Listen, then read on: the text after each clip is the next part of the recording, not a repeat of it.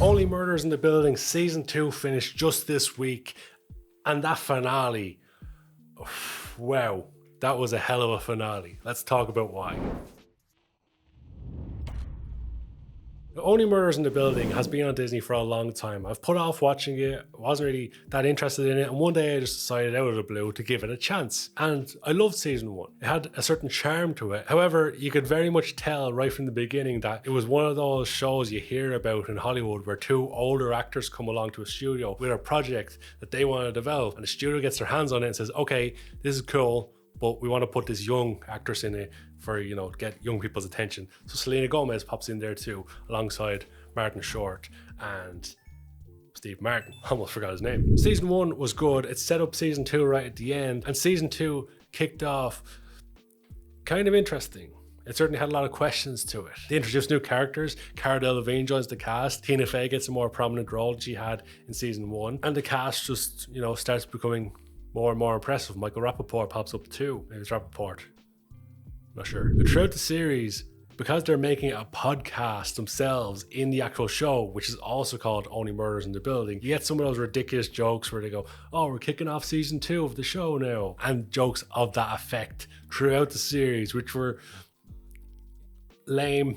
Very lame. They stuck with it. They were committed to it. Even to the finale, when Martin Short at the beginning of it says, doesn't quite feel like a finale yet, does it? Or something to that effect. But despite the cheesy jokes and what felt like a predictable storyline in places, and even a story that didn't seem to have a lot of movement in certain episodes, it definitely had some episodes that were dragged out. The series kept pulling me back and dragging my attention, and I found myself every single Tuesday wanting to watch it as soon as possible. As I mentioned with season 1, it had a certain charm to it. It was a very easy to watch show. It's not like something like House of the Dragon, which I reviewed recently, where you have to remember all the different families and all the different characters and all the different allegiances and what's happened in the main show and all this stuff. No, this one was just, you have to remember someone got murdered and they're trying to solve the murder.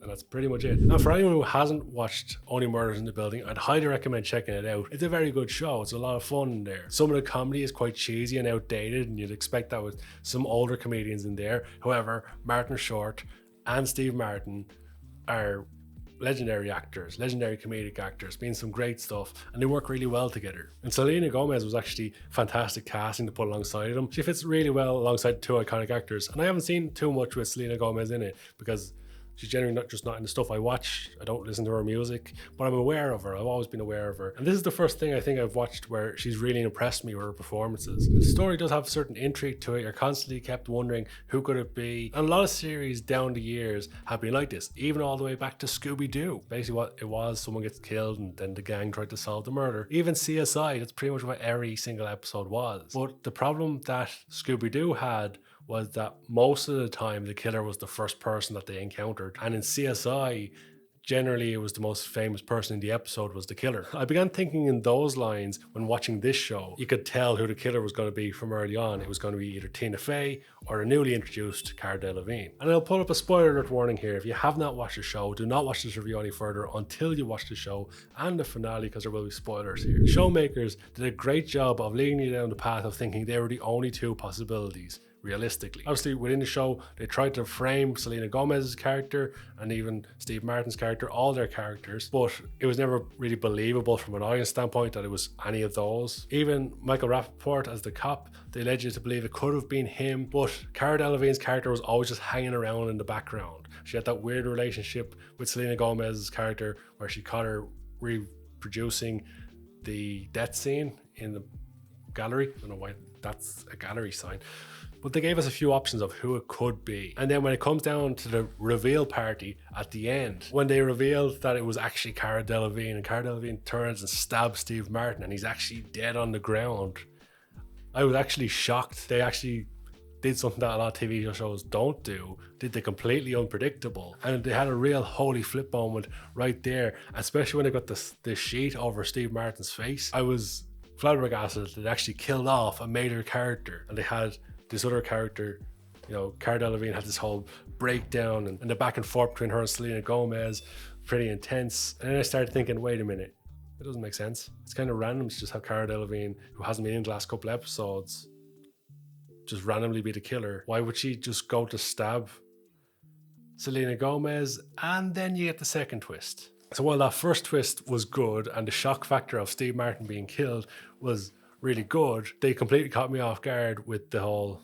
it was the assistant that I never even thought of. Now, I'm sure there's going to be plenty of people out there going, oh, I saw it coming, it was clearly her. There's always people like that with these series going, oh yeah, it was so obvious. I just felt this one, they did it really well. They had so many possible options of who it could have been that they didn't make it too obvious to who the killer actually was. Now, of course, as I mentioned, there's clearly going to be people going, it was way too obvious. But I really enjoyed the way they wrapped up that series. They had a few little side storylines which were kind of inconsequential overall, like the whole thing with Martin Short's son.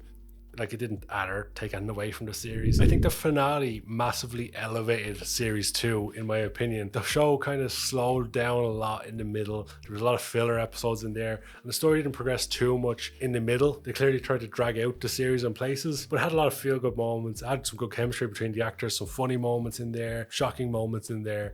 And the series finale, as I mentioned, some of the twists were fantastic at the end. And then, of course, they start setting up for season 3. We see Paul Rudd come along, and he's been confirmed that he's definitely going to be in season 3. Like, they could have fallen into the trap again of have someone be killed in the Arconia again, and a third murder happen in the same building, and it kind of gets a bit stale. At least it was a little bit different now. It is another potential murder, unless it's a misdirect again. But it's another murder they have to solve. Another season for their podcast. It'd be interesting to see where season 3 goes, because season 2 overall I personally felt was really good, really enjoyable, and a series you should definitely check out. But this is where I throw it over to you guys, because I'd love to know your opinions on Only Murders in the Building season 2. That's the end of that chapter.